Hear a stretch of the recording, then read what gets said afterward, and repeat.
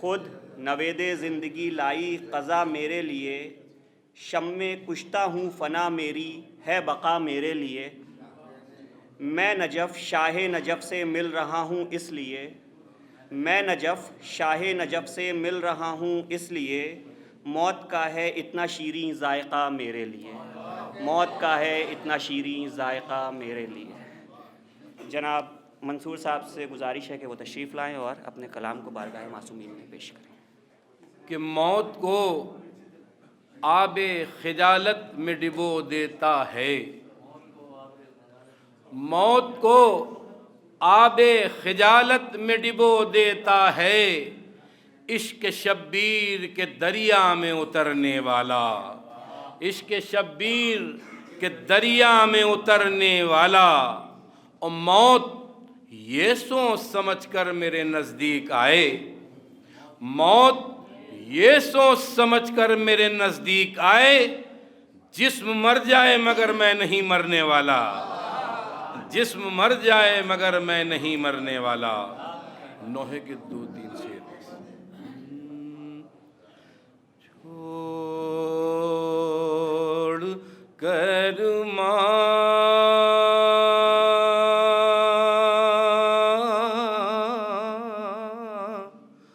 کو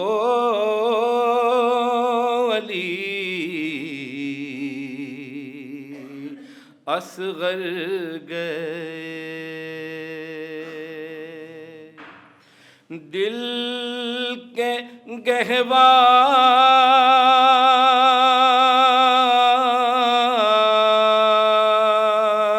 گہوارے کو ویراں کر گئے، چھوٹے بچے اور دشتیں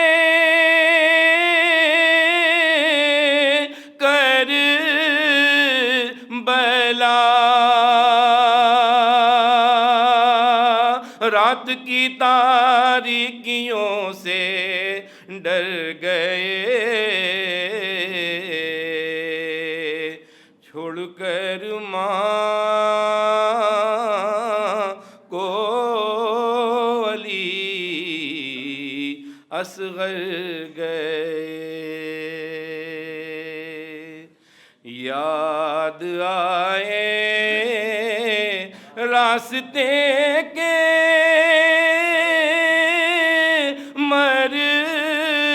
مرحلے، جب تھکے ماندے مسافر گھر گئے، چھوڑ کر ماں کو علی اصغر گئے، جب نئے عرفی انہیں پانی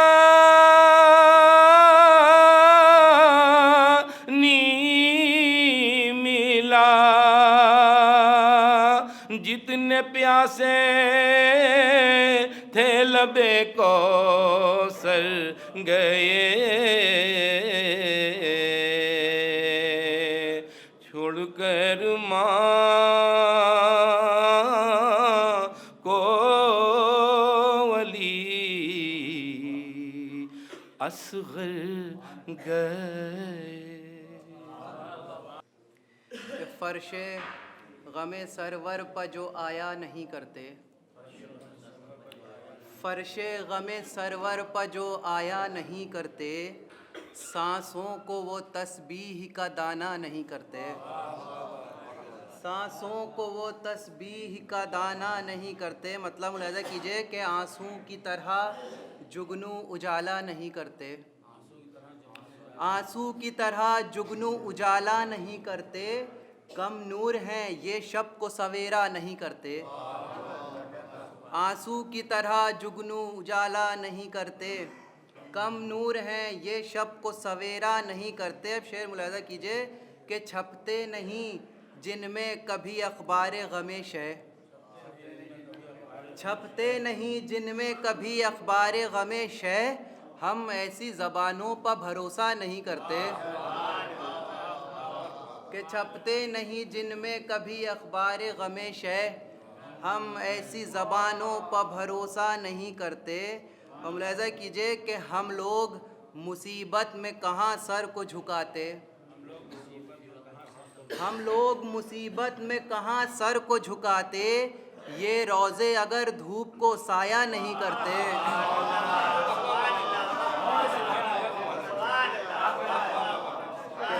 کہ ہم لوگ مصیبت میں کہاں سر کو جھکاتے، کہ ہم لوگ مصیبت میں کہاں سر کو جھکاتے، یہ روزے اگر دھوپ کو سایہ نہیں کرتے۔ ملاحظہ کیجئے کہ قربان میری آنکھیں غم شاہ پا ورنہ، کہ قربان میری آنکھیں غم شاہ پا ورنہ، کچھ ایسے بھی بادل ہیں جو برسا نہیں کرتے۔ کہ قربان میری آنکھیں غم شاہ پا ورنہ، قربان میری آنکھیں غم شاہ پا ورنہ، کچھ ایسے بھی بادل ہیں جو برسا نہیں کرتے، کچھ ایسے بھی بادل ہیں جو برسا نہیں کرتے۔ شعر ملاحظہ کیجئے کہ اللہ کی مرضی سے ہیں شبیر کے شاعر، کہ اللہ کی مرضی سے ہیں شبیر کے شاعر، ہم لوگ بت فکر تراشا نہیں کرتے۔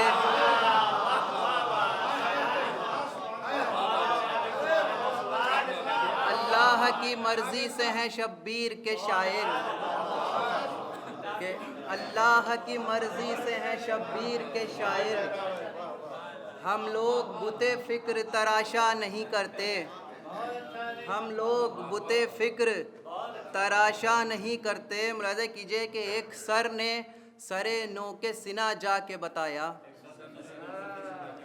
کہ ایک سر نے سرے نو کے سنا جا کے بتایا، خنجر کبھی آواز کو کاٹا نہیں کرتے۔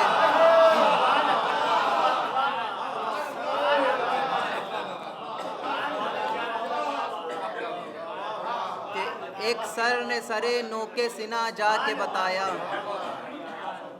ایک سر نے سرے نو کے سنا جا کے بتایا، خنجر کبھی آواز کو کاٹا نہیں کرتے، خنجر کبھی آواز کو کاٹا نہیں کرتے۔ اور ملاحظہ کیجئے کہ دریا میں اتر کر یہ کہا تشنہ لبی نے، کہ دریا میں اتر کر یہ کہا تشنہ لبی نے، ہم پانی ڈبو دیتے ہیں ڈوبا نہیں کرتے۔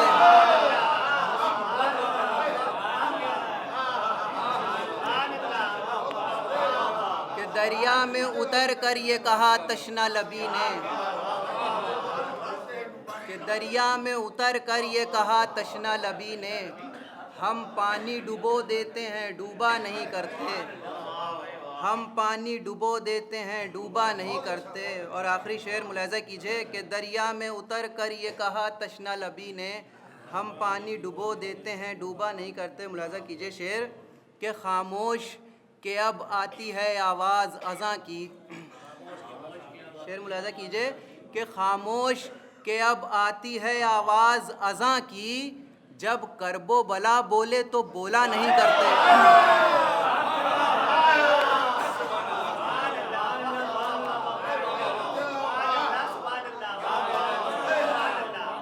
خاموش کہ اب آتی ہے آواز اذاں کی، خاموش کہ اب آتی ہے آواز اذاں کی، جب کرب و بلا بولے تو بولا نہیں کرتے۔ کہ خاموش کہ اب آتی ہے آواز اذاں کی، جب کرب و بلا بولے تو بولا نہیں کرتے، جب کرب و بلا بولے تو بولا نہیں کرتے۔ مقطع ملاحظہ کیجئے کہ فیضان وہی اصل میں ہیں حر کے مقلد، کہ فیضان وہی اصل میں ہیں حر کے مقلد، جو اپنی خطاؤں کو دوبارہ نہیں کرتے۔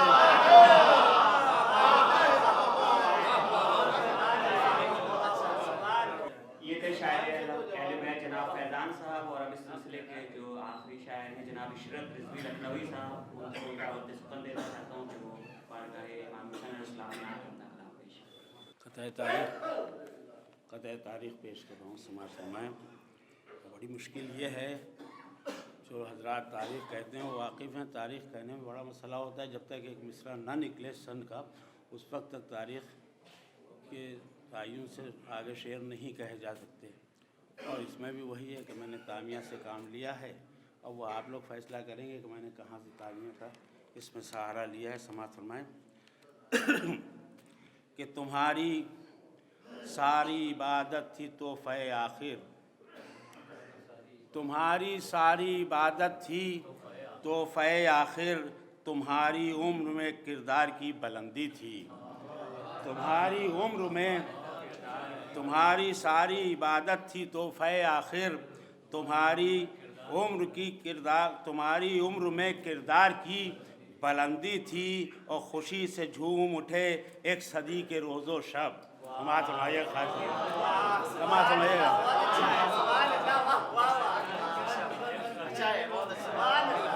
تمہاری عمر میں کردار کی بلندی تھی اور خوشی سے جھوم اٹھے ایک صدی کے روز و شب، تمہارا نام جو آیا نجف علی رضوی۔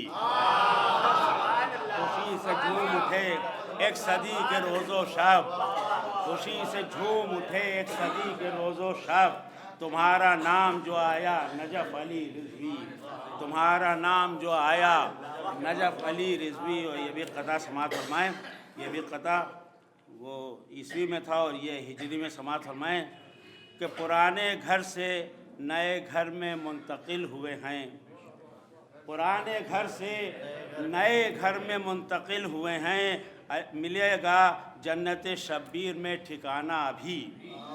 پرانے گھر سے نئے گھر میں منتقل ہوئے ہیں، ملے گا جنت شبیر میں ٹھکانہ ابھی۔ صدا یہ دی سن ہجری نے 2 دسمبر میں، صدا یہ دی سن ہجری میں 2 دسمبر نے، نجف علی ہوئے خلد بری روانہ ابھی۔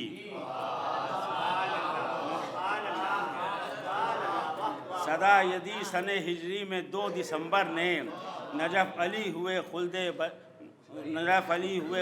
بری روانہ ابھی۔ صلوات بھیجو محمد والے محمد۔ اب یہ 4 شعر اور ہے، اس میں کوئی تاریخ نہیں ہے۔ سماعت فرمائے، ہو گیا تھا ایک شعر ایسا کہ مجھے اور کہنا پڑے کہ محدود دائرہ نہیں مشکل کشائی کا، محدود دائرہ نہیں مشکل کشائی کا، روئے زمیں سے تابہ فلک ہر طرف علی۔ محدود دائرہ نہیں مشکل کشائی کا، روئے زمیں سے تابہ فلک ہر طرف علی۔ میں آپ کے وسیلے سے پہچانا جاتا ہوں، میں آپ کے وسیلے سے پہچانا جاتا ہوں، ہے میری زندگی کے لیے یہ شرف علی۔ میں آپ کے وسیلے سے پہچانا جاتا ہوں، میں آپ کے وسیلے سے پہچانا جاتا ہوں، یہ میری زندگی کے لیے ہے شرف علی۔ اور سماعت فرمائیں، شعر مولانا شعر پیش کر رہا ہوں، سماعت فرمائیں کہ معجز نمائیوں کی کوئی انتہا نہیں، معجز نمائیوں کی کوئی انتہا نہیں، سجدوں کے ازدحام میں ہیں صف بصف علی۔ معجز نمائیوں کی کوئی انتہا نہیں، سجدوں کے ازدحام میں ہیں صف بصف علی۔ اور آخری شعر سماعت فرمائیں کہ اس واسطے لبوں پر قصیدے کے شعر ہیں، بہت خاص طور سے سماعت فرمائیے گا کہ اس واسطے لبوں پر قصیدے کے شعر ہیں، میری نظر میں رہتا ہے ہر دم نجف علی۔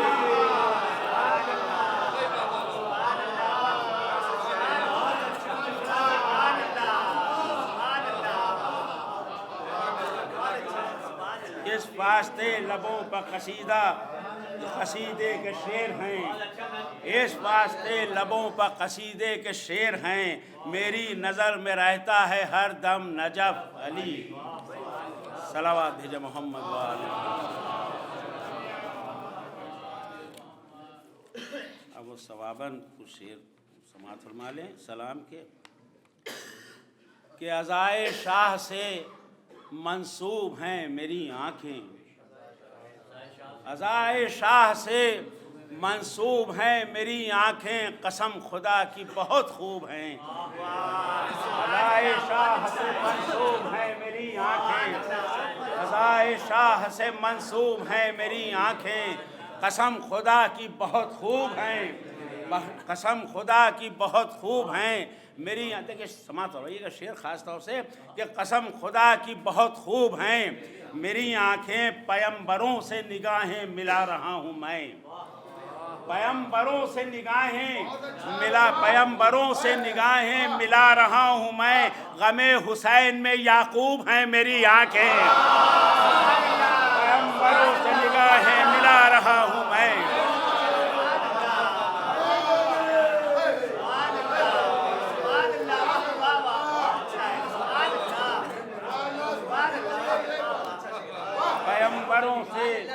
पैगंबरों से निगाहें मिला रहा हूँ मैं, पैगंबरों से निगाहें मिला रहा हूँ मैं, गमे हुसैन में याकूब हैं मेरी आंखें।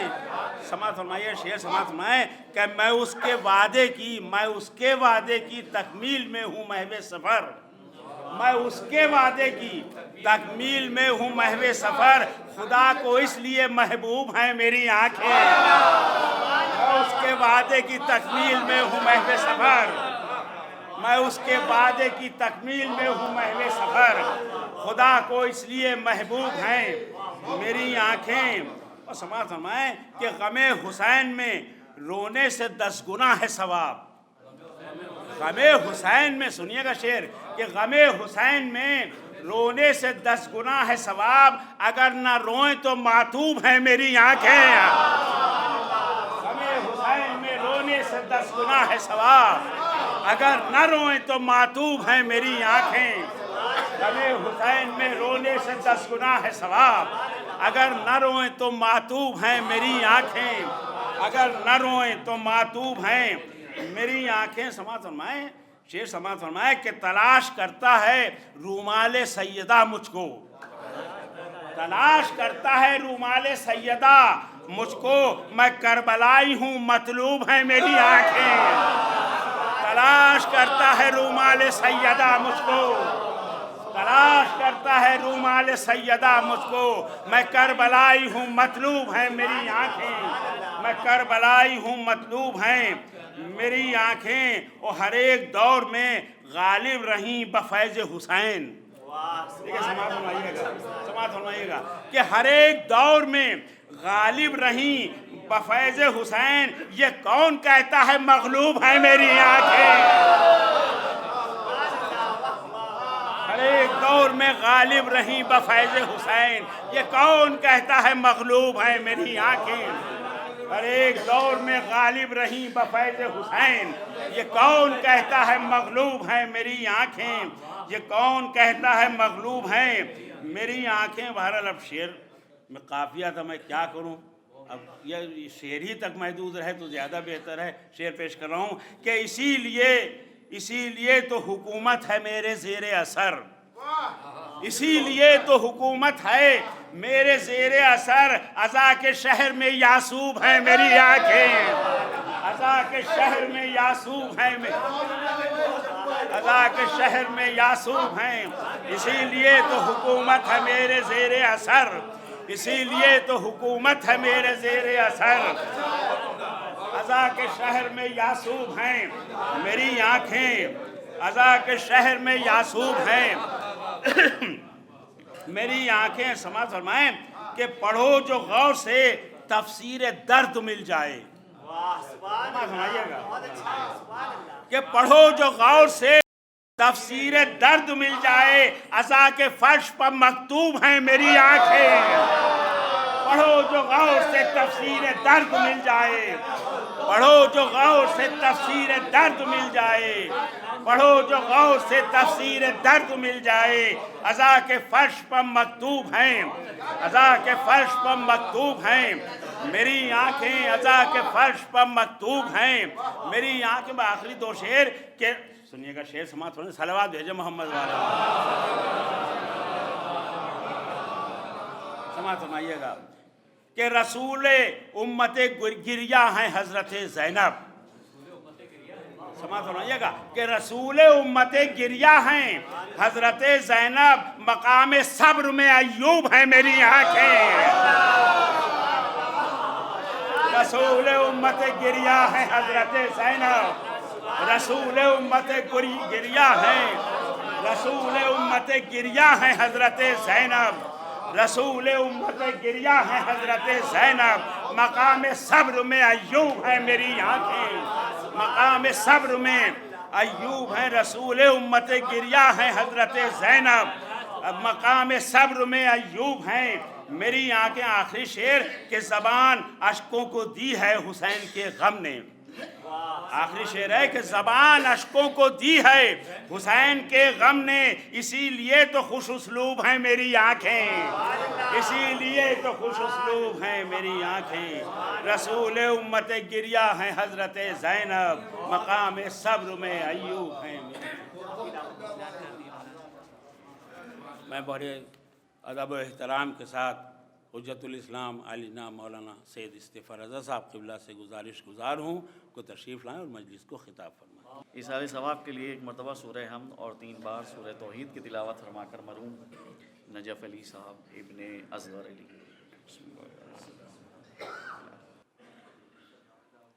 औज़ु बिल्लाहि अस्समीइल अलीम मिनश शैतानिर रजीम, बिस्मिल्लाहिर रहमानिर रहीम, अल्हम्दुलिल्लाहि रब्बिल आलमीन, वस्सलातु वस्सलामु अला अशरफिल अंबिया वल मुरसलीन, खातिमिन नबिय्यीन, शफ़ीइ ज़ुनूबिना व तबीब नुफूसिना, मौलाना अबिल क़ासिम मुहम्मद व आलिहि तय्यबीन ताहिरीन व लअनतुल्लाहि अला आदाइहिम अजमईन मिनल आन इला क़याम यौमिद्दीन। अम्मा बाद, क़द क़ाल अल्लाहु तबारक व तआला फ़ी किताबिहिल मुबीन व हुवा अस्दक़ुस सादिक़ीन व क़ौलुहुल हक़।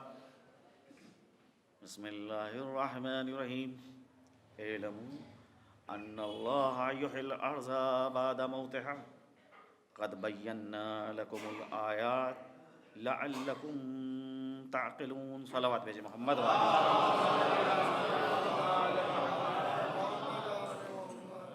सूरह हदीद की 70वीं आयत के जिसमें खालिक़ कायनात इरशाद फरमा रहा है कि जान लो कि अल्लाह मुर्दा ज़मीन को ज़िंदगी अता करता है। वो ज़मीन की जो मुर्दा हो चुकी है उसको ज़िंदा करता है। अल्लाह अपनी निशानियों को तुम्हारे लिए बयान कर रहा है कि शायद तुम अक्ल पैदा कर लो। तो आप देखिए कि यहाँ के ऊपर जो मिसाल दी जा रही है और अल्लाह ने जिस चीज़ को पेश किया है वो ये कि अगर एक ज़मीन मुर्दा हो जाए तो उसमें आसार हयात अल्लाह पैदा करता है। अब मसला ये है कि ज़मीन का भाई मुर्दा होना क्या है। अगर आपसे पूछा जाए कि मुर्दा ज़मीन की क्या तारीफ़ है तो आप ये कहेंगे कि जिसके अंदर काश्त की सलाहियत ना हो, वरना और भी दूसरे उसके फ़ायदे होते हैं कि आप जो है वो जनाब जो है उसके ऊपर मकान तामीर कर लीजिए, कोठी बनवा लीजिए,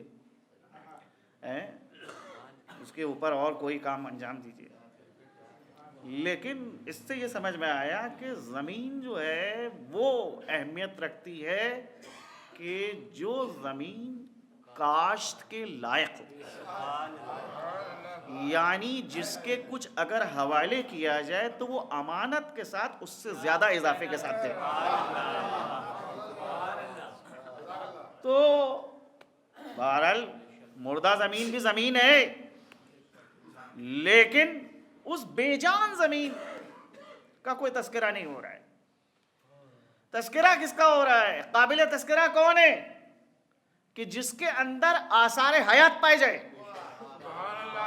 वो इस लायक है कि उसको फिर अल्लाह अपनी आयत बनाकर पेश करे।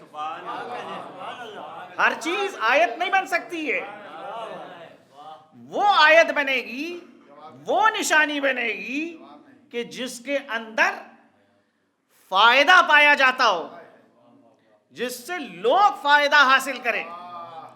اب ذرا غور کیجئے کہ اگر حیات کا سفر ہم شروع کریں، یہ مخلوقات خداوندی میں کون کون صاحب حیات ہے، تو اللہ نے سب سے پہلے تو زمین کا ذکر کیا گیا۔ یہ زمین ہے کہ اس کے اندر بھی زندگی پائی جاتی ہے، اور زمین ایسی بھی ہوتی ہے کہ جس کے اندر حیات نہیں پائی جاتی، زندگی نہیں پائی جاتی۔ اس کے بعد آ جائیے تو نباتات کا مسئلہ آتا ہے، پیڑوں پودوں کا مسئلہ آتا ہے کہ پیڑوں پودے، نباتات، ان کے اندر بھی زندگی پائی جاتی ہے، اور ان میں بھی ایک موقع یہ آتا ہے کہ وہ بے جان ہو جاتے ہیں۔ تو جب زندگی پائی جاتی ہے، آثار حیات پائے جاتے ہیں، تو چمن کو زینت بھی بخشتے ہیں اور دوسروں کے کام بھی آتے ہیں۔ لیکن وہی اگر حیات کو سلب کر لیا جائے تو یہ زینت چمن کا سبب تو نہیں بنیں گے، رونق چمن کا سبب نہیں بنیں گے، بلکہ ویرانی چمن کا سبب بنیں گے۔ اور بہرحال یہ کہا جائے گا کہ یہ کیا کوڑا کرکٹ جو ہے وہ چمن کے اندر جمع ہو گیا۔ تو حیات کتنی بڑی نعمت ہے کہ اگر زمین کے اندر پائی جا رہی ہے تو وہ زمین قابل ارزش، قابل اہمیت، اور اگر وہی حیات نباتات کے اندر پائی جا رہی ہے تو وہ نباتات زینت چمن اور رونق چمن کا بھی کام کر رہے ہیں، اور وہی نباتات سایہ بھی فراہم کر رہے ہیں، وہی نباتات دوسروں کے لیے فائدے کا سبب بن رہے ہیں۔ اس کے بعد آتی ہے حیات حیوانی۔ یہ زندگی آپ دیکھیے محدود پیمانے کے اوپر زمین کے اندر پائی جاتی ہے، اس سے بالاتر جو حیات ہے وسیع طور کے اوپر وہ نباتات میں پائی جاتی ہے۔ پھر نباتات کے بعد حیات حیوانی کا آغاز ہو رہا ہے۔ یہ جانور کے اندر بھی حیات پائی جاتی ہے۔ تو اب جو جانور میں حیات پائی جاتی ہے، اس حیات کی کیا تشریح کیجیے گا؟ اگر حرکت پائی جاتی ہے، اگر اس کے اندر جو ہے تحرک ہے، تو یہ ہے اس کی حیات۔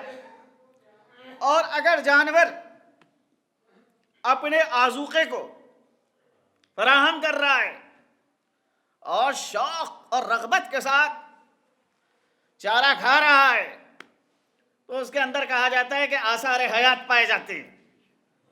لیکن اگر یہی جانور جو ہے وہ شوق اور رغبت کے ساتھ چارے کو نہ کھائے، آذوقے کو نہ کھائے، تو کہتے ہیں آثار حیات اب اس کے اندر کم ہو رہے ہیں، اضمحلال کا شکار ہو رہا ہے، لاغر ہو رہا ہے۔ ایک منزل وہ آئی کہ وہ جناب جو ہے وہ بالکل مردہ قرار دے دیا گیا۔ اب وہ مردار ہے، ابھی تک زندہ تھا تو پاک و پاکیزہ تھا، اور ادھر مردہ ہوا تو اب وہ کسی لائق نہیں کہ اس سے جو ہے فائدہ حاصل کیا جائے، کنارے کر دیجئے اس کو آپ۔ اب آئیے ذرا انسان کے حوالے سے کہ انسان کی حیات، صلوات بھیجے محمد والے محمد۔ انسان کی حیات جو دیگر مخلوقات کے مقابلے میں ذرا کامل تر حیات ہے۔ یہاں آپ انسان کی حیات سے کیا تعبیر کرتے ہیں کہ جب تک سوچنے اور سمجھنے کی صلاحیت انسان کے اندر ہے تب تک حیات ہے۔ یہ ایک اثر ہے حیات کا۔ مکمل طور کے اوپر اس حیات کی تفسیر اس کو نہیں کہا جائے گا۔ جب تک ہاتھ میں حرکت ہے تو گویا ہاتھ میں حیات پائی جاتی ہے، پیروں میں حرکت ہے، پیروں کے اندر حیات پائی جاتی ہے، جسم کے اندر حرکت ہے تو انسان زندہ ہے، اور یہی حرکت اگر رخصت ہو جائے تو گویا کہ انسان مردہ ہے۔ بھئی دیکھیے ایک مسئلہ یہ ہے کہ جس کا جیسا زاویہ نگاہ ہوتا ہے وہ حیات کی ویسی تفسیر کرے گا. چکبت سے پوچھئے کہ حیات کیا ہے, کہا زندگی کیا ہے, عناصر میں ظہور و ترتیب. موت کیا, یعنی اجزا کا پریشان ہونا.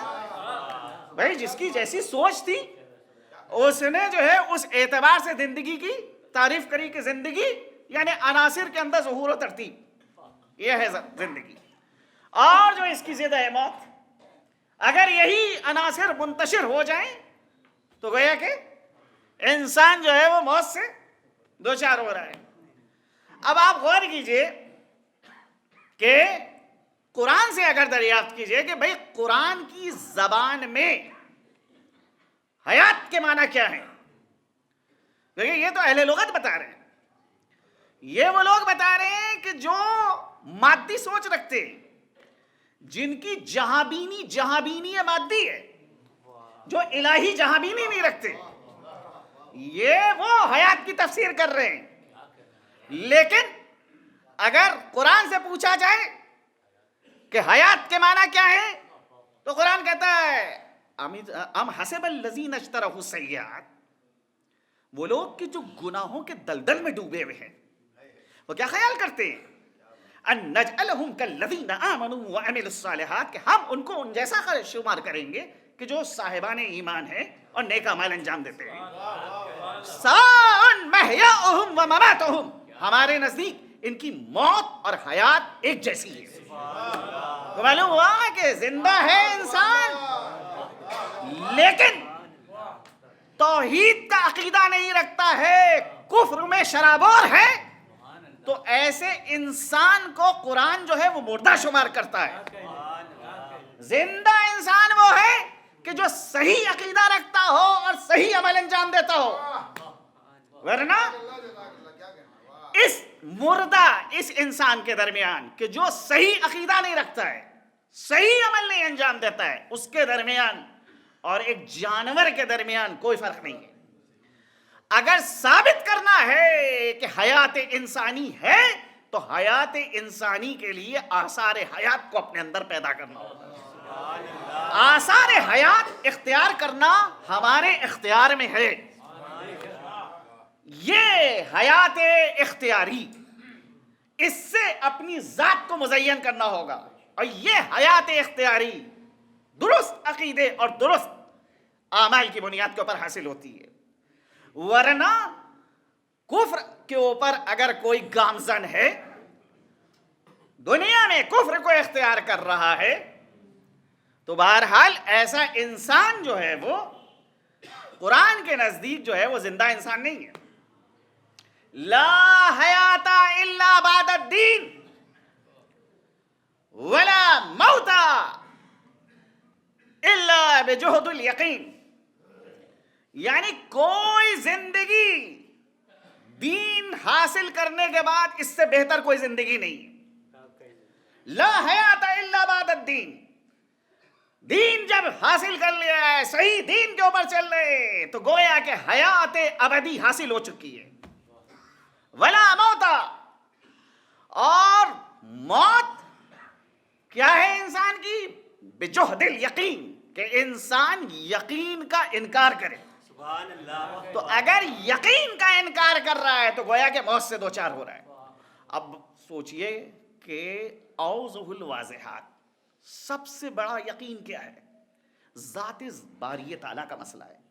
کہ اگر کوئی اس کا انکار کر رہا ہے, اللہ کی ذات کا انکار کر رہا ہے, اس یقین کا انکار کر رہا ہے کہ جو اوضح الواضحات میں سے ہے, بالکل بدیہی ہے, ضروری ہے, اس کا انکار کرے, اس کے وجود کا نہ تسلیم کرے, تو ایسے شخص کو قرآن جو ہے وہ مردہ شمار کر رہا ہے. ہم سمجھتے ہیں کہ روح کی آمد و رفت سبب حیات ہے, اور اگر روح رخصت ہو جائے تو حیات منقطع ہو رہی ہے. نہیں, روح کی آمد و رفت جو ہے وہ سبب حیات نہیں ہے, بلکہ عقیدے, صحیح عقیدہ اور صحیح عمل جو ہے یہ آثار حیات ہے. خواہ ہم رہیں خواہ نہ رہیں, یہ ظاہری وجود رہے یا نہ رہے, انسان زندہ ہے اگر صحیح عقیدہ ہے. اور آپ دیکھ لیجئے کہ بہرحال زندگی کی علامتیں جو ہیں وہ ظاہر ہوتی رہتی ہیں.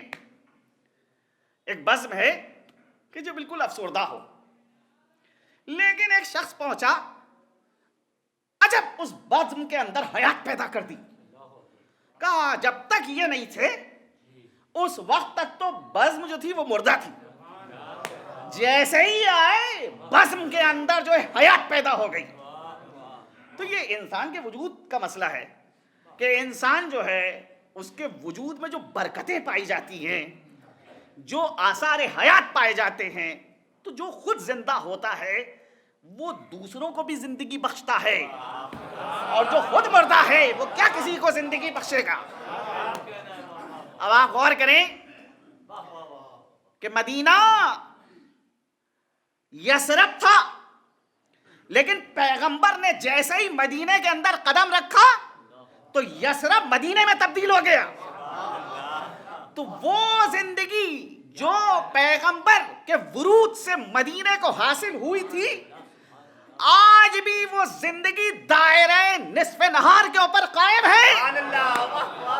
اس زندگی کے اندر کسی قسم کا کوئی تغیر نہیں آ رہا ہے. اگرچہ جناب پیغمبر اسلام مکے میں پیدا ہوئے، ایک عرصہ زندگی کا مکے میں گزارا، لیکن جب مدینے چلے جاتے ہیں اور مدینے میں سکونت اختیار کر لیتے ہیں تو مدینے کو ایک حیات مل جاتی ہے. اب مدینہ یثرب نہیں رہا، بلکہ اب مدینے کو مدینہ کہا جا رہا ہے، کیونکہ جوہر جو مدینے کا تھا وہ مدینے کے اب مل چکا ہے. تو یہ جوہر جب تک مدینے میں رہے گا، مدینہ ویسے ہی سرسبز و شاداب رہے گا. نگاہیں چاہیے کہ جو ان آثار حیات کو دیکھ سکے. ہر ایک کے اندر یہ نگاہ نہیں ہوتی ہے کہ جو آثار حیات کو درک کر سکے. نجف جناب امیر سے پہلے بھی تھا، لیکن جب علی نے نجف کے اندر قدم رکھا تو وہ نجف ایسا سرسبز و شاداب ہوا کہ آج تک نجف کی حیات دائرہ نصف نہار کے اوپر قائم ہے. علی سے نجف کا جو رابطہ برقرار ہوا، وہ رابطہ اتنا قوی برقرار ہوا ہے رابطہ. اگرچہ بہرحال دیکھیے کہنے کا مسئلہ ہے کہ بھئی نجف وہ ہے کہ جہاں جناب آدم کی قبر تھی، حضرت نوح کی قبر ہے، جناب صالح کی قبر ہے، حضرت ہود کی قبر ہے، دیگر مقامات مقدسہ ہیں، وادی السلام ہے، وہاں بہت اہم مقامات ہیں. وہ سارے مقامات، وہ ساری قبریں اپنی جگہ کے اوپر، لیکن نجف کو اس وقت تک کہ اشرف نہیں کہا گیا جب تک کہ علی نے اس پہ قدم نہیں رکھ دیا.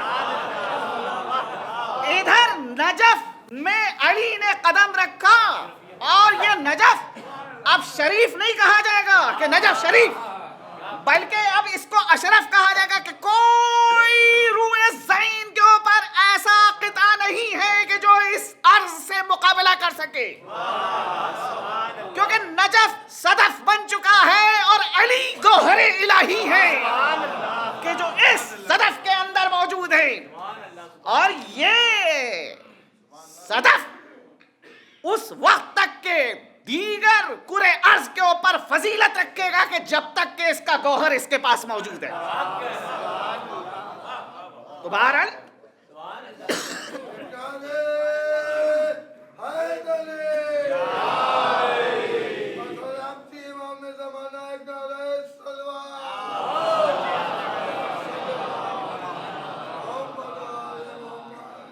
تو اب آپ غور کریں بہرحال وہ حوضہ کہ جو نجف اشرف کے جوار میں قائم کیا گیا 1000 سال سے زائد ہو چکے کہ وہ حوضہ وہاں کے اوپر ہے. کیسی اہم شخصیتیں وہاں سے نکلی کہ جو دنیا اسلام میں جن کا جواب نہیں ہے، نظیر نہیں، جو خدمات ان لوگوں نے انجام دی ہیں، کیوں بہرحال جب گوہر صدف کے اندر آ چکا ہے تو جو بھی اس کے اثرات ہیں وہ ظاہر ہونا شروع ہوں گے. دیکھیے وہاں کے اوپر زمانے کو نہیں دیکھا جائے گا کہ کس زمانے سے یہ چیز شروع ہوئی، نہیں، حالات کا انتظار کیا جاتا ہے. جناب امیر کے نجف اشرف میں دفن ہونے کے 400 سال کے بعد یا 400 سال کے بعد حوضہ جو ہے وہاں پہ قائم ہوتا ہے. لیکن اس حوضے نے جو اسلام کے خدمات انجام دی، ایسی شخصیتیں بھئی پہلے کیوں لوگ متوجہ نہیں ہوئے اور وہاں کے اوپر حوضہ نہیں بنایا؟ کہا نہیں، حالات سازگار نہیں تھے. لیکن بعد میں وہاں کے اوپر حوضے کی تاسیس ہوتی ہے اور ایسی شخصیتیں نمایاں خدمات انجام دیتی ہیں کہ دنیا اسلام جتنا فخر کرے ان کے اوپر کم ہے. آج تک آثار حیات جو ہے اس حوضے سے تقسیم ہو رہے ہیں. یہ جو سفرہ بچھا ہوا ہے، دسترخوان علمی جو بچھا ہوا ہے، یہ کیا ہے؟ امت اسلامیہ کے لیے حیات کا انتظام کیا گیا ہے. اب وہاں کے اوپر اگر وہ چیزیں انجام پانے لگتی کہ جس سے جو ہے علم اور علمی دنیا کو تو کوئی فائدہ نہیں پہنچتا، بلکہ جہل جو ہے وہ زیادہ قوی ہو رہا ہے، وہ چیزیں جو ہے انجام پانے لگی کہ جب علی کو رسول نے باب مدینۃ العلم قرار دیا ہے تو اس باب مدینۃ العلم کی ذات سے جو چیز مناسبت رکھتی ہے کہ بجائے اس کے کہ اس کے روزے کے اطراف میں دیگوں کو چڑھایا جائے، اس کے روزے کے اطراف میں جو ہے وہ جناب جو ہے کھانے پینے کے انتظامات کیے جائیں، کہا نہیں، جو چیز شہر علم اور باب علم سے تناسب رکھتی ہے وہ ہے علمی دسترخوان. اس علمی دسترخوان کا انتظام کیجئے. یہ علمی دسترخوان اگر آپ نے بچھا دیا تو پوری امت کو آپ نے زندہ کر دیا. لیکن اگر باب علم کے سامنے علمی رونق نہ ہو، علمی دسترخوان نہ ہو، تو وہاں کے اوپر آپ اس شخصیت کا حق نہیں ادا کر رہے ہیں. اس شخصیت کا اگر حق ادا کرنا ہے تو جو اس کا مطالبہ ہے اس مطالبے کو ہمیں پورا کرنا ہوگا. بھائی ان کو ہم سے کچھ اور نہیں چاہیے، بے نیاز ہے وہ، کیونکہ اللہ کا جو اسم ہے صمد، اس صمد کے مظہر عتم کا نام ہے علی ابن ابی طالب. ذات علی ابن ابی طالب جو اللہ کا اسم ہے صمد. اب صمد کی تفسیر آپ جا کے دیکھیے، صمد کے مظہر عتم کا نام ہے علی ابن ابی طالب. لہذا علی کو یہ چیزیں نہیں چاہیے کہ جو ہم اپنے جہل کی بنیاد پہ خیال کرتے ہیں کہ ہو سکتا ہے ان چیزوں کی ضرورت ہو. نہیں، کیونکہ یہ بندہ ہے بے نیاز کا، لہذا اس بندے کے اندر بے نیازی بدرجہ عتم موجود ہے، جس نے اپنے الفاظ کے ذریعے سے بارگاہ خداوندی میں بے نیازی ظاہر کر دی کہ جو عبادت بھی کرتا ہے خدا کی وہ کسی غرض کے تحت نہیں کرتا ہے عبادت، بے نیازی کے تحت عبادت کرتا ہے کہ پروردگارا میں جنت کی لالچ میں تیری عبادت نہیں کرتا ہوں، خدایا میں جہنم کے خوف سے تیری عبادت نہیں کرتا ہوں، بلکہ تجھ کو مستحق عبادت سمجھتا ہوں، اس لیے تیری عبادت کرتا ہوں. بھائی الفاظ دیکھیے، ایسا لگتا ہے کہ متکلم مخاطب کی آنکھوں میں آنکھیں ڈال کے کہہ رہا ہے، سنا میرے مالک، میں تیری عبادت جنت کی لالچ میں نہیں کرتا ہوں،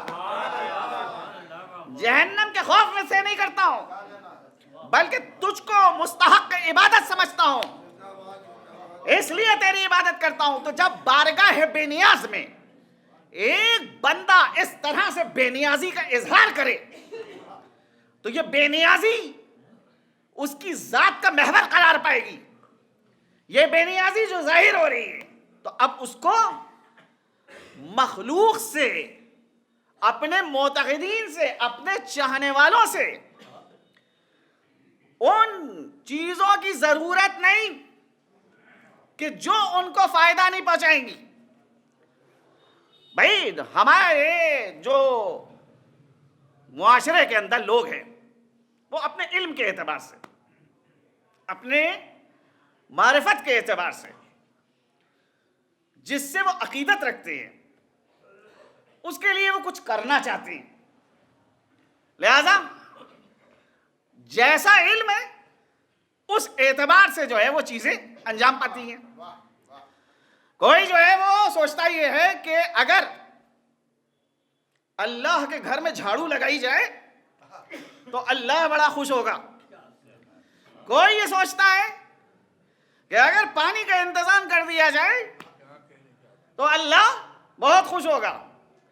کوئی یہ خیال کرتا ہے کہ اگر روشنی کا انتظام کر دیا جائے تو اللہ بہت خوش ہوگا۔ یعنی اپنے اپنے اعتبار سے سوچ ہے۔ اب جو کام کر رہا ہے وہ یہ کام تو انجام دے رہا ہے، مگر اس ارادے کے ساتھ کہ جو میں کام انجام دے رہا ہوں آپ کو اب اس کے مقابلے میں کوئی دوسرے کام کا مطالبے کا حق نہیں ہے۔ یعنی میں نے اگر روشنی کا انتظام یہاں کے اوپر کر دیا تو گویا کہ جو مطالبات ہیں پروردگار کے وہ سب میں نے پورے کر دیے۔ میں نے اگر یہاں کے اوپر جو ہے پانی کا انتظام کر دیا تو گویا کہ اللہ کی مکمل طور کے اوپر اطاعت کر لی۔ میں نے اگر یہاں کے اوپر جو ہے وہ صفائی کا انتظام کر دیا تو گویا میں نے اللہ کے مطالبات کو پورا کر دیا۔ بھئی بڑی احتیاط سے بات کرنا پڑتی ہے۔ اگر مصادیق کو ذکر کرنا شروع کروں تو لوگوں کو بہت ناگوار گزرے گا کہ یہ کیسے کیسے مصادیق آپ ذکر کر رہے ہیں۔ ویسے ہی مسئلہ ہے روضہ اقدس کا کہ روضہ اقدس کے اوپر کوئی ہے کہ وہ جا کے چادر چڑھا رہا ہے، کوئی ہے کہ جو جھاڑو لگا رہا ہے، کوئی ہے کہ وہ جناب وہاں روشنی کا انتظام کر رہا ہے۔ وہ ساری چیزیں اپنی جگہ درست، مگر شرط یہ ہے کہ یہ وہ چیزیں انجام دے کہ جو عرفان ولایت رکھتا ہو۔ اگر عرفان ولایت نہیں رکھتا ہے تو یہ چیزیں اہمیت نہیں رکھتی ہیں۔ یہ سمجھ کے کام انجام دے کہ علی ابن ابی طالب کی ذات کیا ہے، کس منزل کے اوپر علی ابن ابی طالب فائز ہیں، تو اس وقت یہ چیزیں قابل قبول اور یہ عرفان ولایت کا اسی وقت پیدا ہوگا کہ جب باب مدینۃ العلم کے سمندر میں غوطہ ہوا جائے گا۔ یہ علم ہے کہ جو جہل کی تاریکیوں کو ختم کرتا ہے۔ یہ علم ہے کہ جو انسان کے دماغ کو منور کرتا ہے۔ یہ علم ہے کہ جس کی بنا کے اوپر انسان کو حیات ابدی ملتی ہے۔ ورنہ اگر ایک انسان کے جو جہل کو اپنے گلے سے لگائے ہوئے ہے، جو یہ کہتا ہوا نظر آ رہا ہے کہ خبردار دیکھیے بھائی بس اصول دین 5 ہیں، فروع دین 10 ہیں، اس سے آگے کوئی نہ بات کیجیے گا، کیونکہ اگر گہرائی کے اندر ہم جائیں گے تو ہمارے لیے مسئلہ پیدا ہوگا۔ لہذا جو ہے کوئی گہری بات نہ کیجیے گا، کوئی مسئلہ جو شرعی مسئلہ ہے وہ ہمارے سامنے بیان نہ کیجیے گا، کوئی جو ہے وہ جناب جو ہے ایسی چیز نہ بیان کیجیے گا کہ جس سے ہماری ذمہ داریوں کے اندر اضافہ ہو جائے۔ تو ایسا شخص وہ واقعاً کیا کہا جا سکتا ہے اس کو کہ وہ قلادہ ولایت پہنے ہوئے ہے؟ ارے قلادہ ولایت وہی پہن سکتا ہے کہ جو غوطہ زن ہو بحر علم کے اندر، اور بحر علم میں جب تک کہ ایک انسان غوطہ زن نہیں ہوتا ہے اس وقت تک اس کو علی ابن ابی طالب کی معرفت نہیں ہو سکتی۔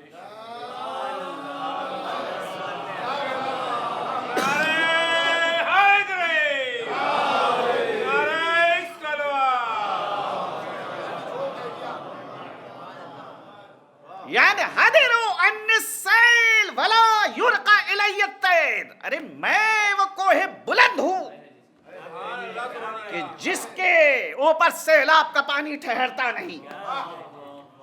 میری بلندی کا کیا تم اندازہ کرو, اتنی زیادہ اونچائی ہے کہ جہاں فکر کا پرندہ پرواز نہیں کر پاتا ہے. ارے پرندہ وہاں پہ پرواز کرتا ہے جہاں پہ فضا ہو. میری بلندی وہ ہے کہ جو فضا کے باہر ہے. تم درک نہیں کر سکتے کہ میں کس منزل کے اوپر فائز ہوں. جناب امام خمینی رضوان اللہ تعالی علیہ کا یہ جملہ ہے کہ اگر پوری دنیا کے انسان چاہیں کہ اپنی زبان سے ایک مرتبہ اللہ اکبر کہہ دیں, جیسے علی ابن ابی طالب نے اللہ اکبر کہا تھا, تو پوری دنیا کے انسان عاجز ہیں, ان کے اندر یہ قوت نہیں پائی جاتی ہے کہ وہ اپنی زبان سے اللہ اکبر کو ادا کرتے. اور اقبال کے کہ الفاظ و معانی میں تفاوت نہیں, لیکن ملا کی اذا اور مجاہد کی اذا اور. یہی وہ الفاظ ہیں جو بظاہر ملا کی زبان کے اوپر بھی جاری ہو رہے ہیں اور مجاہد کی زبان کے اوپر بھی جاری ہو رہے ہیں. تو یہ الفاظ اگر حیات نہ رکھتے ہوں, زندگی نہ رکھتے ہوں, تو ان الفاظ کی کوئی حیثیت نہیں. لیکن اگر یہ الفاظ روح رکھتے ہیں, حیات رکھتے ہیں, تو جب ایک مجاہد اپنی زبان کے اوپر اللہ اکبر جاری کر رہا ہے تو جانتا ہے کہ بزرگی یہاں پر کس معنی میں استعمال ہو رہی ہے. اللہ سبحانہ و تعالی بزرگ برتر ہے. کس معنی میں بزرگ برتر ہے؟ عرفان کے ساتھ, معرفت کے ساتھ وہ اس چیز کو انجام دے رہا ہے. اعلموا ان اللہ یحیی الارض بعد موتها, جان لو کہ اللہ زمین کو زندہ کرتا ہے, مردہ زمین کو زندہ کرتا ہے. اب دیکھیں فقہ کے اندر ایک مسئلہ ہے عرض مواد کے حوالے سے کہ جو کسی مردہ زمین کو زندہ کرتا ہے وہ پھر اس مردہ زمین کا مالک ہے. یعنی جس زمین کے اندر آثار حیات پیدا کر رہا ہے, من احیا ارضا فقط لہب, جو کسی مردہ زمین کو زندہ کر رہا ہے وہ پھر اس مردہ زمین کا مالک ہے. یہ فقہائے اسلام کا فتویٰ ہے. قرآن کریم نے یہاں کے اوپر لفظ جو زمین کا استعمال کیا ہے کہ اللہ مردہ زمین کو استعمال کرتا ہے, واقعاً کہ یہی زمین ہے. کہا دیکھیے یہ زمین جو ہے وہ ظاہری زمین ہے, لیکن جو مردہ زمین جس کو کہا گیا ہے وہ انسان کا قلب ہے, انسان کا دل ہے. اس مردہ دل کو اللہ زندہ کرتا ہے, اس میں حیات پیدا کرتا ہے.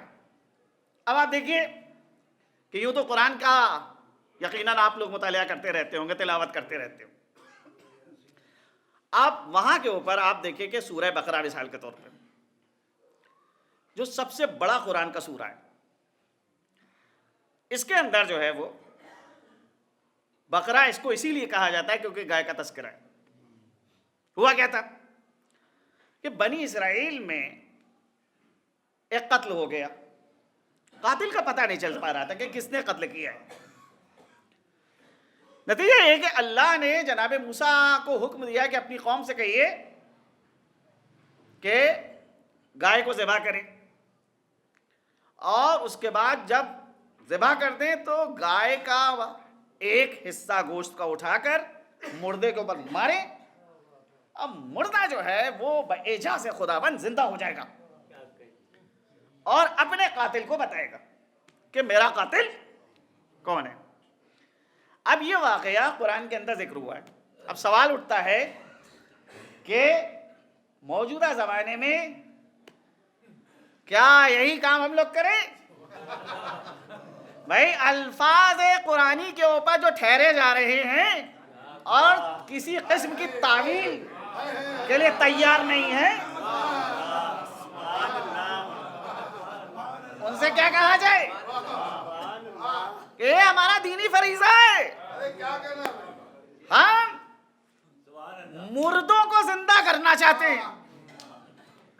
اب آپ سوچئے تو کیا کریں؟ کہا بھئی یہاں کے اوپر یا تو یہ کہیے کہ یہ آیت قرآنی بس ایک تاریخی قصے کے طور پہ نقل ہو رہی ہے، اس میں آپ کے لیے کیا عبرت کا پہلو ہے، یا یہ کہیے کہ نہیں عبرت کا پہلو ہے. اگر ہے تو کیا ہے، کیا کیا جائے؟ ارے جو ظاہر کے پیچھے بھاگتے ہیں، جو قشری ہیں، چھلکوں کو لے لیتے ہیں اور جوہر کو چھوڑ دیتے ہیں، ان سے جب پوچھا جا رہا ہے کہ بتائیے یہاں کے اوپر کہ اللہ یہ کہہ رہا ہے کہ تم کو مردے کا پتہ لگانا ہے کہ مردے کو کس نے مارا ہے، مقتول کے قاتل کا پتہ لگانا ہے. ارے سب سے بڑا جو قتل ہے وہ خود تمہارا دل جو مردہ ہو چکا ہے. تم کو اس کے متعلق فکر ہوتی ہے کہ تم کو اپنے دل کے متعلق معلومات حاصل کرنا ہے کہ تمہارے دل کو کس نے قتل کیا ہے. یہاں کے اوپر کیا گائے کو لایا جائے اور گائے کو ذبح کیا جائے اور پھر گائے کا مذبوح حصہ دل کے اوپر مارا جائے، دل باعجاز خداوندی زندہ ہو جائے گا؟ کہ نہیں، یہاں گائے سے مراد خود تمہارا نفس ہے. اپنے نفس کو ذبح کرو اب پھر مذبوح شدہ نفس کا حصہ دل کے اوپر مارو، دل اعجاز خداوندی سے زندہ ہو جائے گا اور پھر بتائے گا کہ آج جو تیرے دل میں یہ جو تیرا دل مردہ ہوا تھا، تو نے فلاں کی غیبت کری تھی تو غیبت تیرے دل کی قاتل ہے. وہ جو دل تیرا مردہ ہوا تھا تجھ سے نمازیں چھوٹی تھی، اس بنا کے اوپر ترک صلاۃ تیرے دل کی قاتل ہے.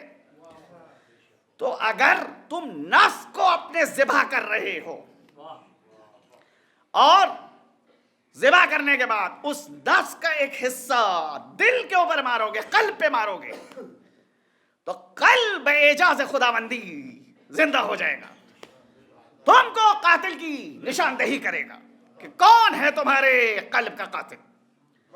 عزیزوں، زندگی اس وقت معنی رکھتی ہے کہ جب دل زندہ ہو، ورنہ زندگی کوئی معنی نہیں رکھتی جب انسان کا دل مردہ ہو جائے. زندگی اس وقت اپنے معنی کو کھو دیتی ہے کہ جب انسان برائیوں کے اوپر راضی ہو جائے اور اچھائیوں کے لیے لوگوں کو دعوت نہ دے. جب انسان کفر کے اوپر راضی ہو جائے اور کفر کے مقابلے میں ایمان کا سودا کرنے لگے. جب انسان معاشرے کی روش کو تبدیل کرنے کی کوشش نہ کرے، جس ڈھنگ کے اوپر اور جس ڈھرے کے اوپر معاشرہ جا رہا ہے اسی معاشرے کے ہمراہ ہو جائے، ایسی صورت میں دل مردہ ہو جاتا ہے. دل کو اگر زندہ رکھنا ہے، آثار حیات دل کے اندر برقرار رکھنا ہے، تو لازم ہے کہ دل کو بچایا جائے، دل کو محفوظ رکھا جائے. اور بہرحال یہ مجالس ایک ذریعہ ہے دل کو زندہ کرنے کا.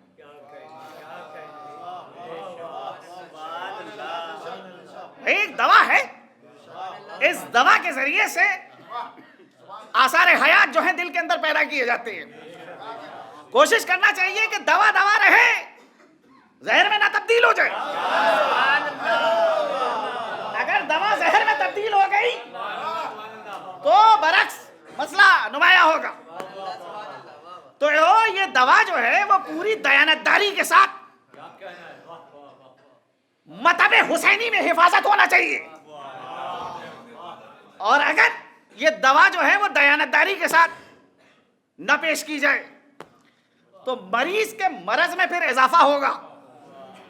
تو یہ مجالس یہ آثار حیات پیدا کرتی ہیں.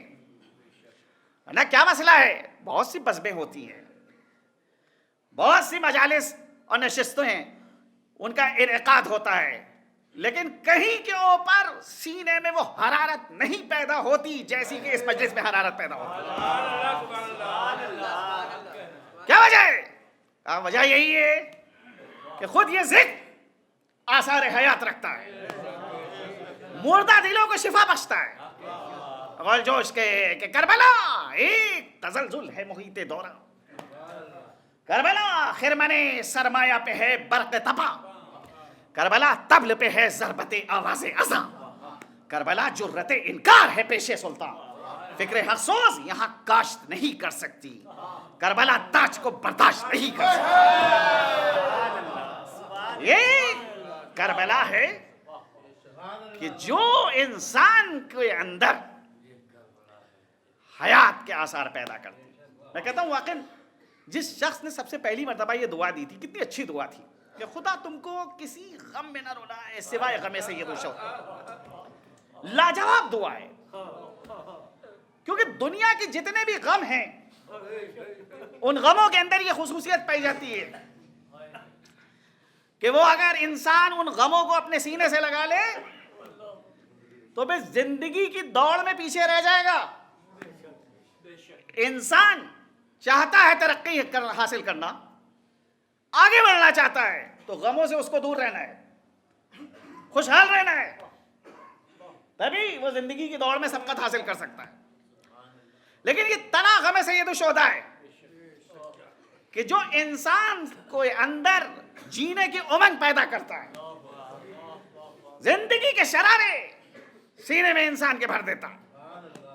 انسان جو کمزور ہے جب اس غم کو اپنے سینے سے لگاتا ہے تو بڑی سی بڑی طاقت کے مقابلے میں ڈٹ جاتا ہے۔ یہ اس غم کی خصوصیت پائی جاتی ہے۔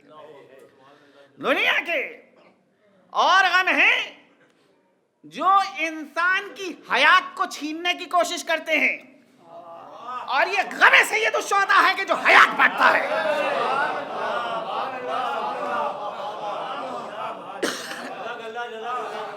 آپ غور کیجئے، دنیا کے جتنے بھی غم ہیں، چاہے جس قسم کا غم ہو، اگر انسان اس غم کو سینے سے لگا لے تو موت کو نزدیک کر رہا ہے۔ لیکن یہ غم سید الشہداء ہے کہ جو انسان کے اندر کیا قوتیں بھر دیتا ہے، کیسی تقویت بخشتا ہے کہ انسان بڑی سی بڑی طاقت سے مقابلہ کر لیتا ہے۔ بہرحال ایک بزرگ کے اصالہ ثواب کی مجلس، جو مجلس جو ہے میت کے دفن کے وقت جو ہے پڑھی تھی، اس وقت میں نے کہا تھا کہ بڑی بابرکت ہو، اور آپ دیکھیں کہ میری شاید پہلی مرتبہ ملاقات جو ہوئی ہے، لکھنؤ میں تو ہوتی رہتی تھی، دور سے معلوم تھا، واقف تھا، وہ زمانہ بھی دیکھا ہے کہ جب سائیکل جو ہے وہ خود سے چلاتے تھے۔ 91 میں جو ہے وہ بمبئی میں ایک سیمینار ہوا تھا احترام ممبر کے حوالے سے، اور وہاں وہ بھی گئے ہوئے تھے، تو وہاں پھر ملاقات ہوئی تھی۔ اچھا، اتفاق یہ ہے کہ ایک کتاب ان کے پاس تھی، مجاہد اعظم، جناب شاکر امروہی صاحب کی کتاب۔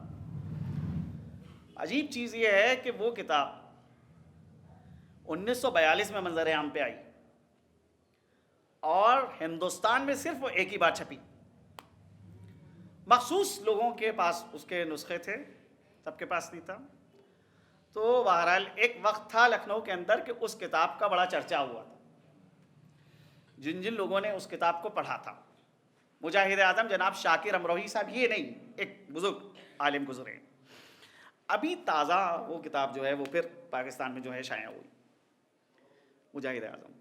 تو اس کے اندر بہت سی ایسی چیزیں ہیں کہ وہ بہرحال کہ جو چیزیں شہرت رکھتی ہیں لیکن جو ہے وہ تاریخ کی کسوٹی کے اوپر نہیں اترتی، تو وہ چیزیں جو ہیں اس کتاب کے اندر شامل ہیں۔ تو میری بھی خواہش یہ ہوئی تھی کہ جب وہ سنا میں نے کہ بھائی مجاہد اعظم ہے یہ کتاب اور فلاں فلاں فلاں فلاں نے جو ہے وہ مطالعہ کیا ہے تو مجھے بھی حاصل ہو. اتفاق یہ ہے کہ بمبئی میں جو میری پہلی ملاقات ہوئی تھی اس وقت جو میں نے گفتگو کی تو انہی نے اس کے محتوا کے حوالے سے بتایا اور یہ بتایا کہ اس کے اندر جو ہے وہ زیادہ تر کن منابع اور ماخذ سے استفادہ کیا گیا ہے. یہ اس حوالے سے گفتگو ہوئی.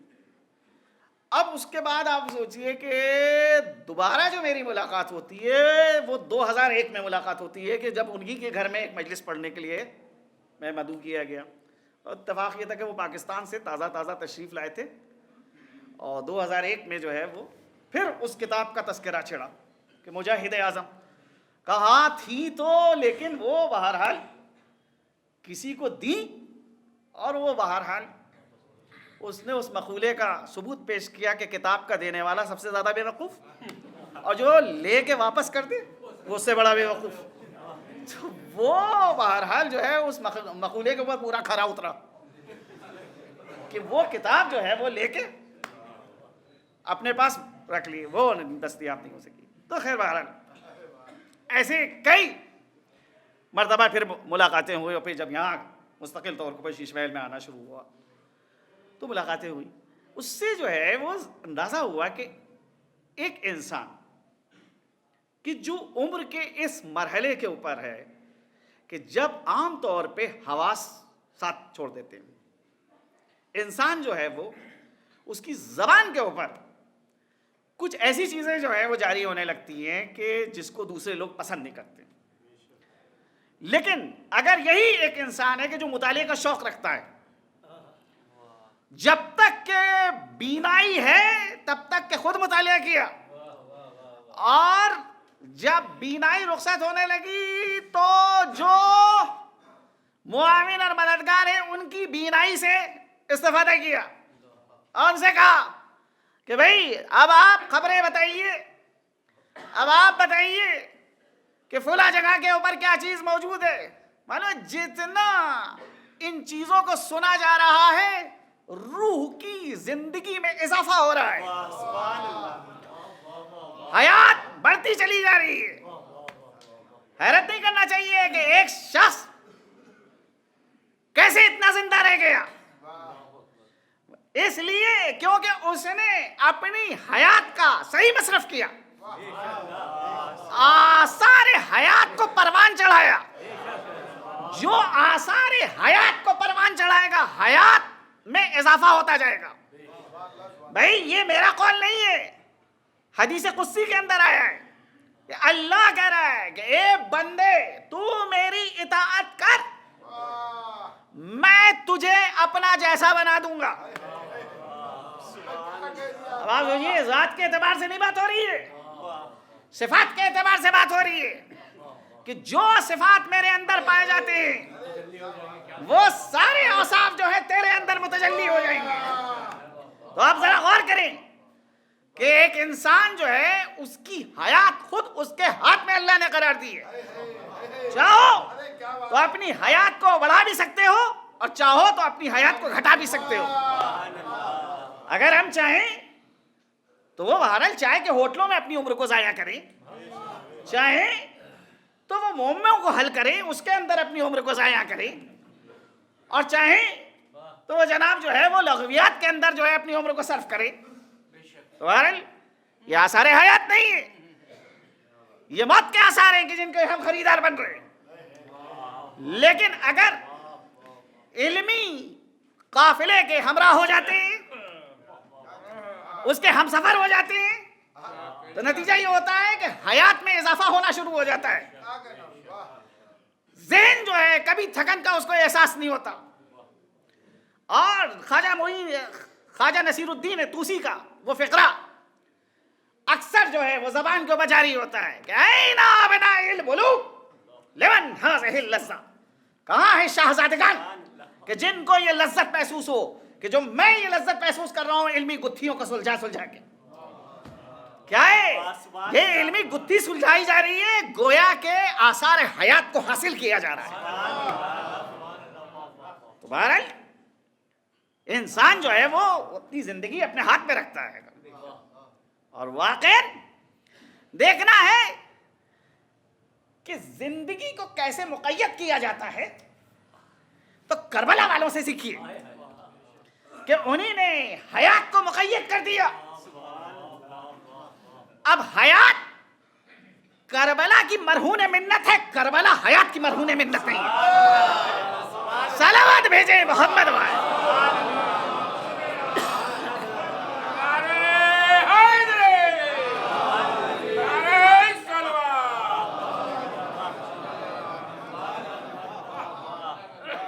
حیات کربلا کے اندر مقید ہو چکی ہے اور عرض کربلا کو حیات نے کہاں کے اوپر پہنچا دی؟ نہیں, حیات کو عرض کربلا نے کہاں کے اوپر پہنچا دی کہ ہر شخص یہ خواہش رکھتا ہے, ہر انصاف پسند یہ خواہش رکھتا ہے کہ کربلا والوں سے وابستہ ہو جائے, کیوں ان سے وابستگی میں حیات مل رہی ہے. لیکن اگر کوئی ان سے دوری اختیار کر رہا ہے تو موت سے ہمکنار ہو رہا ہے. کیا وجہ ہے کہ کربلا میں مجاہدین ایک دوسرے کے اوپر سبقت حاصل کرنا چاہتے ہیں, چاہتے ہیں کہ پہلے ہم شہید ہو جائیں, پہلے ہم شہید ہو جائیں. وجہ یہ ہے کہ جب معشوق حقیقی کا جلوہ نظر آ رہا ہے تو راستے کی میں تصویریں پھر راستہ نہیں روک سکتی. یہ دنیا عکس ہے, حقیقت نہیں ہے. میدان کربلا میں جو اصحاب حسین ہیں وہ اس منزل کے اوپر معرفت میں پہنچے, شب عاشوری ان کو پہنچا دیا گیا تھا کہ اے زہیب دیکھو ان دو انگلیوں کے درمیان کہ تم جنت پہ کس مقام کے اوپر ہے. اے حبیب آؤ مشاہدہ کرو کہ تم کس منزل کے اوپر ہو. اے مسلم ابن اوسجہ آؤ دیکھو تم کس منزل کے اوپر ہو. ذرا سوچیں, ابھی مقتل میں یہ لوگ پہنچے نہیں ہیں, ابھی ان کے سر و تن میں جدائی نہیں ہوئی ہے اور انہیں نے معشوق حقیقی کا جلوہ جو ہے وہ دیکھ لیا. اب یہ روحیں بے قرار ہو رہی ہیں جسموں سے نکلنے کے لیے, چاہتے یہ ہیں کہ کسی طرح سے ان دشمنوں پہ ٹوٹ پڑیں یا یہ دشمن ان کے اوپر ٹوٹ پڑیں. لہذا جو مقابلہ جنگ مغلوبہ جو ہوئی ہے اس وقت فوج یزید کا ایک سردار عمر سعد کے سامنے یہ شکوہ کرتا ہے کہ دیکھا نہیں آپ نے, صبح سے اس چھوٹی سی جماعت نے ہماری کیا حالت بنائی ہے, اس سے مقابلہ کرنا آسان نہیں ہے. عجیب لوگ ہیں, چاہتے یہ ہیں کہ موت کے اوپر ٹوٹ پڑے, ان سے مقابلہ آسان نہیں ہے. نتیجہ یہ ہوتا ہے, کہا یہ جاتا ہے کہ نہیں اب کوئی تنہا نہیں ان سے مقابلہ کرے گا, سب مل کے ان کے اوپر حملہ کرے.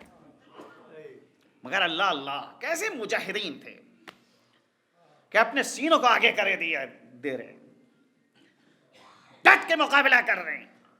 ہاں مگر یہ تو تعداد ہے وہ گھٹ رہی ہے کہ ایک طرف 30,000 کا لشکر, ایک طرف ایک مختصر سی تعداد.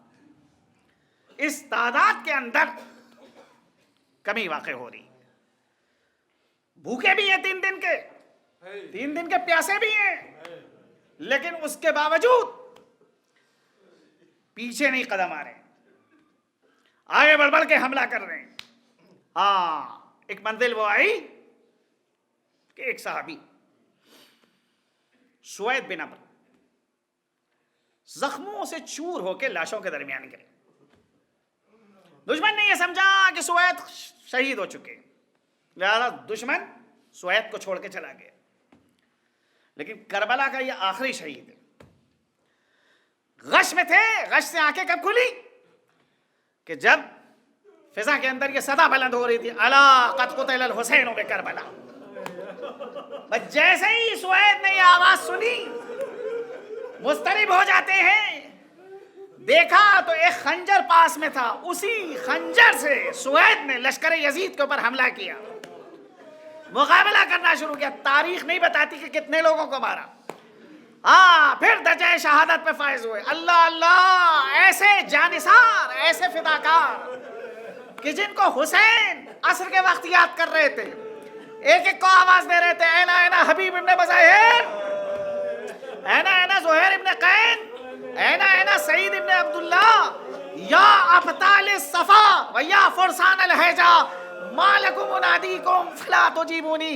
اے میرے دلیروں، اے میرے شیروں، ارے کدھر ہو؟ حسین تم کو پکار رہا ہے اور تم جواب نہیں. سيعلم الذين ظلموا أي منقلب ينقلبون إنا لله وإنا إليه راجعون الہی بحق زہرا و ابیہا و بالہا و بنی. پروردگارہ اس مختصر سی مجلس کو قبولیت کا درجہ عنایت فرما. جس مرحوم کے اصالہ ثواب کی مجلس ہے ان کے گناہان کبیرہ و صغیرہ کی مغفرت فرما. جوار معصومین میں ان کو جگہ عنایت فرما. پسماندگان کو صبر جمیل عنایت فرما. پروردگارہ حاضرین کی دلی حاجات کو پورا فرما. پرچم اسلام کو سربلند فرما. پرچم کفر و نفاق کو سرنگوں فرما. ہمارے امام کے ظہور میں تعجیل فرما. ہم کو ان کے آوان و انصار و مددگار میں شمار فرما. ایک بار سورہ حمد اور 3 بار سورہ توحید کی تلاوت فرما کر مرحوم نجف علی ابن اصغر علی کی روح کو ایثار فرما.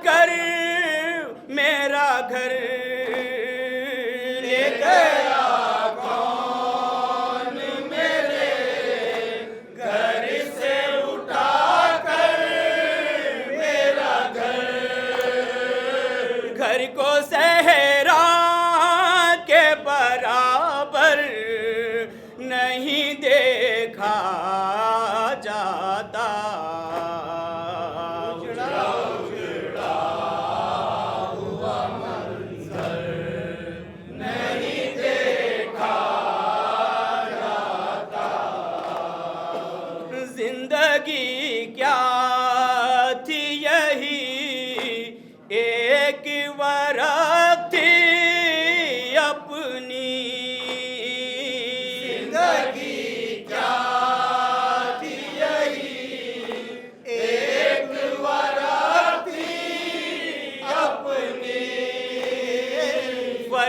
ماتم کو تہا کر نہیں دیکھا جاتا.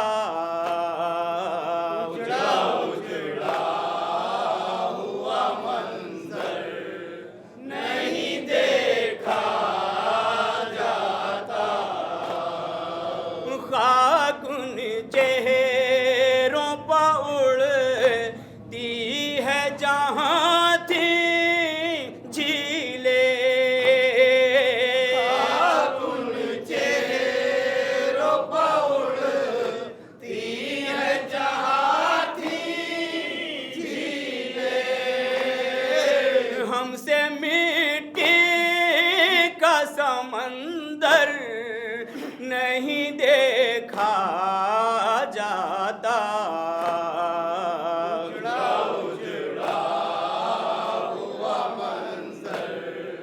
نہیں دیکھا جاتا.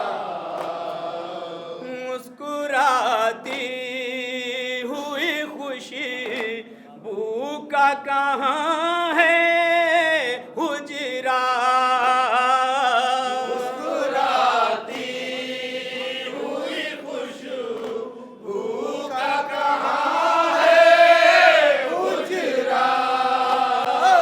اب وہ گہوار اصغر نہیں دیکھا جاتا. اجڑا ہوا منظر نہیں دیکھا جاتا. ڈھل گیا ماہ اذاں رخصت ماتم ہے نظر. ڈھل گیا ماہ اذاں رخصت ماتم ہے نظر. شہر کے ماتھے پہ جھومر نہیں دیکھا جاتا.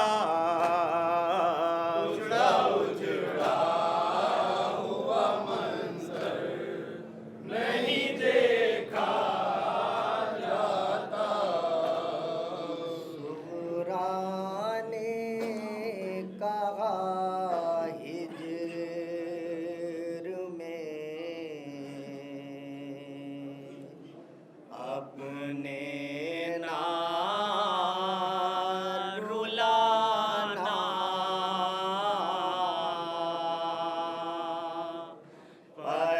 پردیس جانے والوں مجھ کو بھول نہ جانا.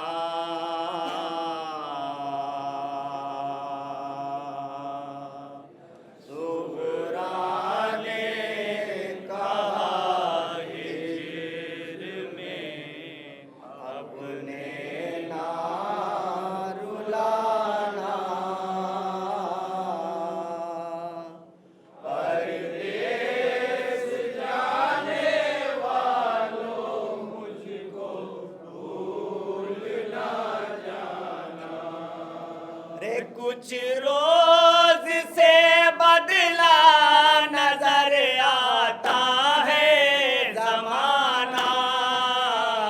پردیس جانے والوں مجھ کو بھول نہ جانا. صغرا نے کہا عید میں اپنے نہ رلانا.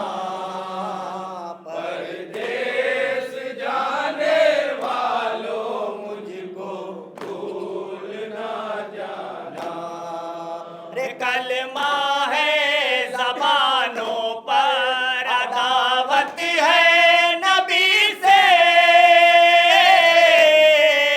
بدلے نہ لے دنیا کہیں اولاد علی سے. بدلے نہ لے دنیا کہیں اولاد علی سے. ڈرتی ہوں کہ کروٹ کوئی بدلے نہ زمانہ.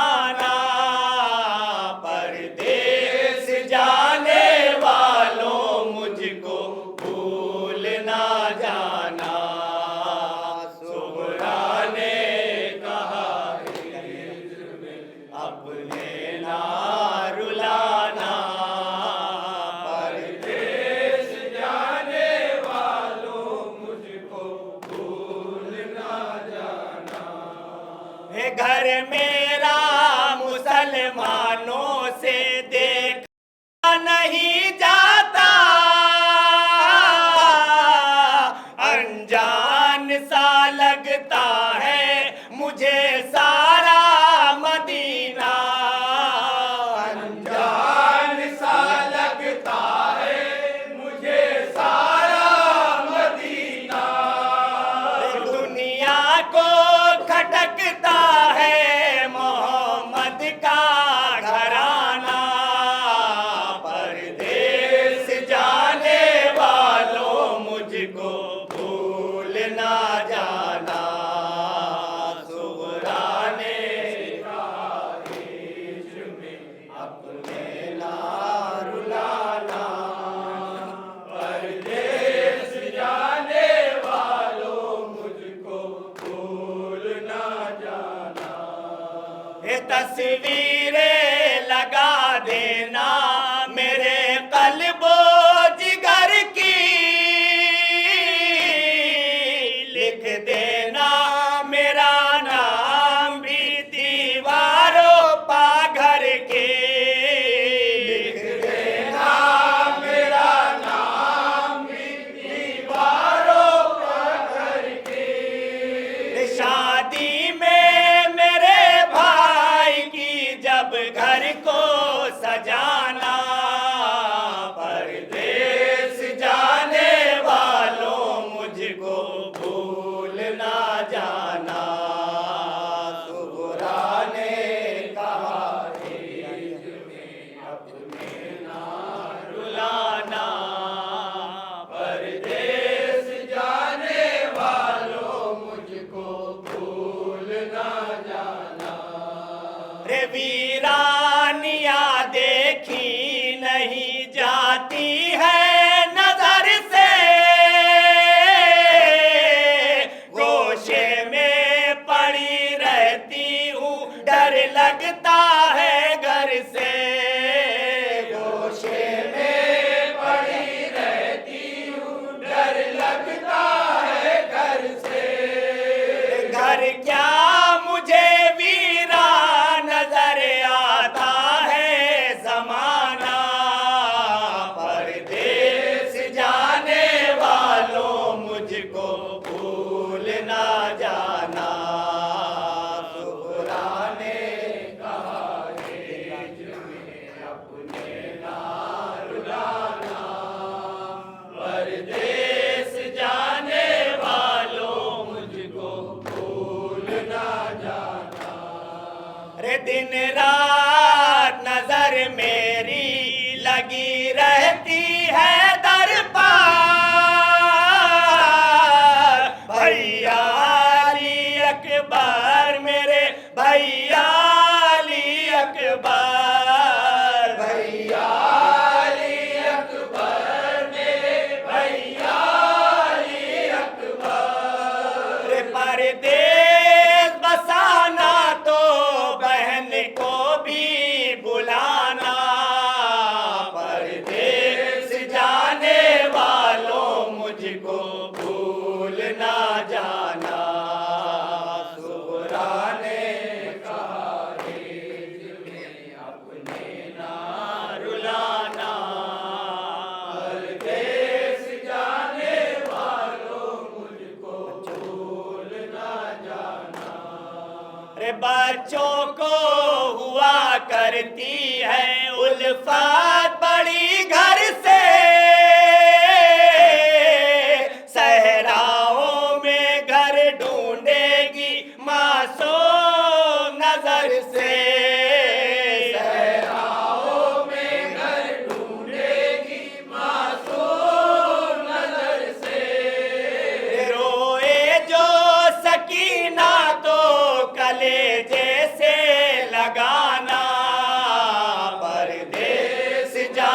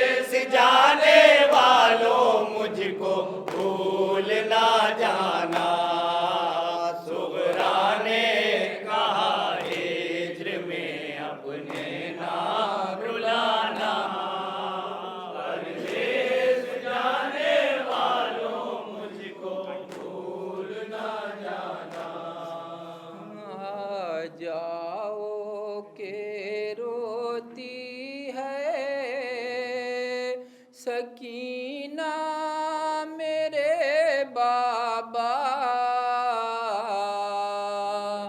आ जाओ के रोती है सकीना मेरे बाबा आ जाओ के रोती है सकीना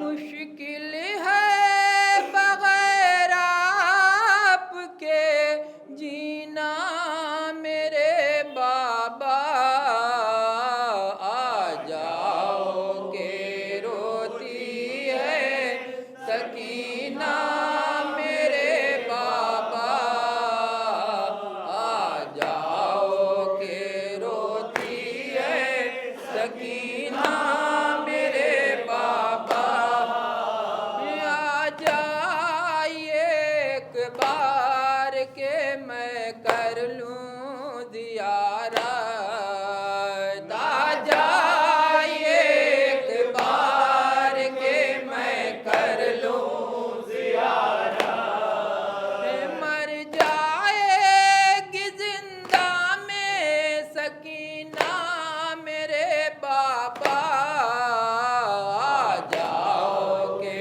रोती है सकीना मेरे बाबा आ जाओ के रोती है सकीना मेरे बाबा घबराती हूँ जब रात में पाती नहीं तुमको घबराती हूँ जब रात में पाती नहीं तुमको नींद आती नहीं छूटा जो सीना मेरे बाबा आ जाओ के रोती है सकीना मेरे बाबा आ जाओ के रोती है सकीना मेरे बाबा सब कत्ल हुए लूट गया घर कैद हुए हम सब कत्ल हुए लूट गया घर कैद हुए हम किस्मत से छुटा है मदीना मेरे बाबा आ जाओ के रोती है सकीना मेरे बाबा आ जाओ के रोती है सकीना मेरे बाबा फुरकत में तड़पता है ये दिल रोती हैं आँखें फुरकत में तड़पता है ये दिल रोती हैं आँखें